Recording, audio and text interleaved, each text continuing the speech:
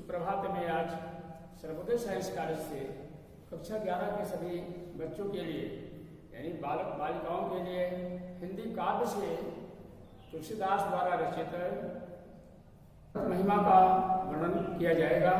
जैसा कि आपने पीछे सुना था, भगवान राम सीता के स्वप्न से विचलित थे और जब उत्तर दिशा देखा तो उनको भी भ्रम हो गया, वो भ्रम दूर करने वाला है, ऐसा वर्णन सुना था आपने। मगर यहाँ बीच से एक खंड टूट गया है, कटा गया है, आपकी किताब में नहीं आया है। वो है लक्ष्मण का क्रोध। राम तो प्रसन्न हुए थे मगर लक्ष्मण क्रोधित हो उठे, भरत को मारने के लिए तमतमा उठे। वो प्रसंग यहाँ नहीं दिया गया बेटा। यहाँ गुणे के निशान आपकी पुस्तक में ही देखिएगा, उसके नीचे दोहा है। अब दोहा में भगवान राम जी अपने भ्राता लक्ष्मण से भरत के गुण का वर्णन कर रहे हैं, भरत की अद्वितीय महत्ता का वर्णन कर रहे हैं। ध्यान दीजिए दोहे में, भरत ही हो नाराज मद विधि हरिहर पद पाई, कबहु की काजी सी करनी क्षीर सिंधु बिन साई। भगवान राम बोले, हे लक्ष्मण, भरत ही हो नाराज मद। भरत को राज का घमंड, मद माने घमंड, कभी नहीं हो सकता है।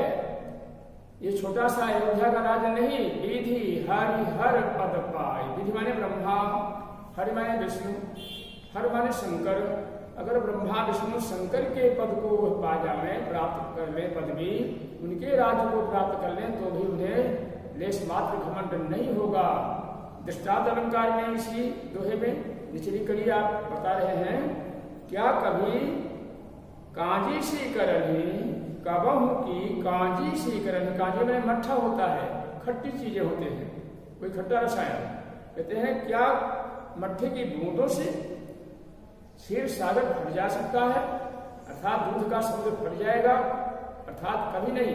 ऐसे भरत छोटे से इस अयोध्या का राज पा करके घमंड तो होने का मतलब ही नहीं रह गया उसका।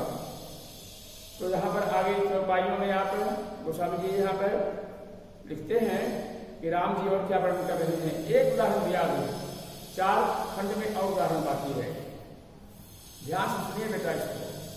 तिमिर तरुण तरनी मकु गिलई, गगन मगन मकु मेघ ही मिलई। यहाँ देखेंगे जो असंभव है वो भी चाहे संभव हो जाए, कह रहे हैं आप। तिमिर, तिमिर माने अंधकार, अंधेरा। तरुण, तरणी, तो तरुण माने जवान, युवा। तरुणी माने सूरज। कहते हैं चाहे युवा सूरज को अंधकार ही ली ले लेवे। युवा सूरज किसे कहेंगे आप? बाल सूरज कहते हैं प्रातः काल के सूरज को, वृद्ध सूरज कहते हैं अस्तकाल के सूरज को, और युवा सूरज को कहते हैं मध्याह्न का, दोपहर का सूरज। कहते हैं उससे चाहे अंधकार ले ले जाए दोपहर के सूरज को। ये संभव बातें संभव हो सकती हैं। फिर कहते हैं गगन मगन मक में ही मिलई। गगन माने बेटा आकाश, मगन माने मूर्खता बस, भ्रम बस, मोह बस। चाहे आकाश में समाहित हो जाए, आकाश में मिल जाए, अर्थात लुप्त हो जाए। जबकि बादल आकाश में लुप्त होते हैं, आकाश बादलों में नहीं। मगर कहते हैं संभव बातें भी संभव हो सकती हैं। अगला उदाहरण देंगे आप। गोपद जल बूढ़ी घट जोनी, गोपद जल बूढ़ी घट जोनी, सहज क्षमा बरु छाड़ी छोनी। कहते हैं लक्ष्मण जी, चाहे गोपद बने, गौ के खुर के जल में डूब जाए, बूढ़ जाए। कौन? घट जोनी, घट से पैदा होने वाला, घड़ा से पैदा होने वाला महात्मा अगस्त्य ऋषि कुंभज। असंभव बातें हो सकती है संभव।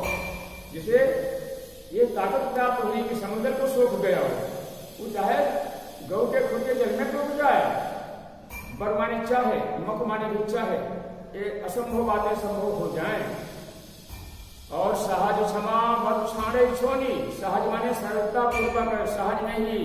छोनी माने धरती। चाहे सहज क्षमा बरु छाड़े छोनी, चाहे धरती माता अपनी सहज दया भाव को छोड़ दे में, हम धरती पर थूकते हैं, हम लोग धरती भी चाहे कोफी में थूकने लग जाए तो असंभव बातें हैं, मगर संभव ये भी हो सकता है, मगर भरत को राज का मन नहीं हो सकता है। ये वर्णन देखिए, बड़ा सुंदर विशद वर्णन है आपका। अगला उदाहरण क्या दे रहे हैं, अंतिम पांचवा, मसक फूक मकु मेरु उड़ाई, मसक फूक मकु मेरु उड़ाई, होई न नृप मद भरत ही भाई।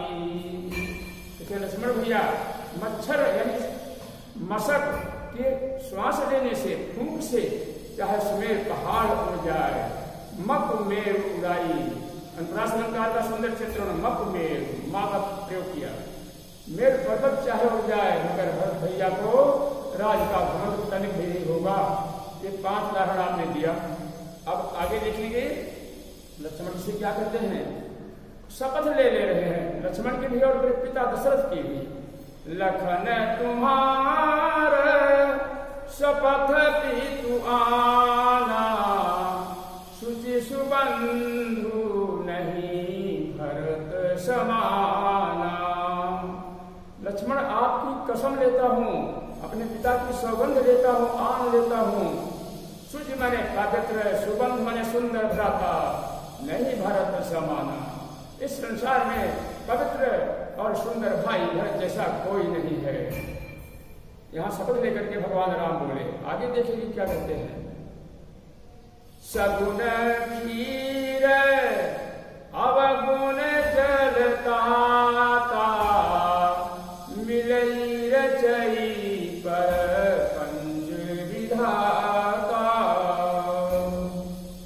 यहां कहते हैं सगुण क्षीर, सगुण माने कहता गुण से युक्त, क्षीर माने दूध, कहते हैं रूपक अलंकार, गुण सुंदर गुण रूपी दूध है, अवगुण जल ताता, अवगुण रूपी जल हेता, हे भाई।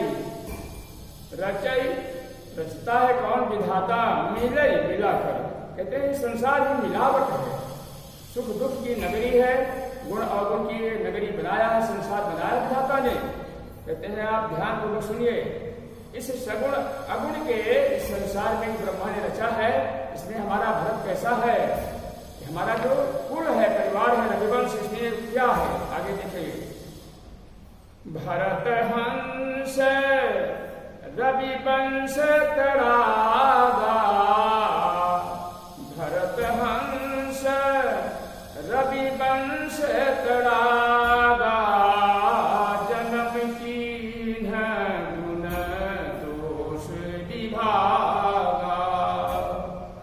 कहते हमारे भरत भैया इस रघुवंश रूपी यानी सूर्य वंश है, छह वंश कुछ कह लो, कहते हैं इस वंश रूपी तालाब में, रूपक अलंकार का सुंदर चित्रण, इस तालाब में अर्थात अयोध्या नगर में हमारे वंश में वो कैसे पैदा हुआ है, क्या बन करके, मरा हंस, कहते हैं हंस बन करके पैदा हुए हैं भरत जी।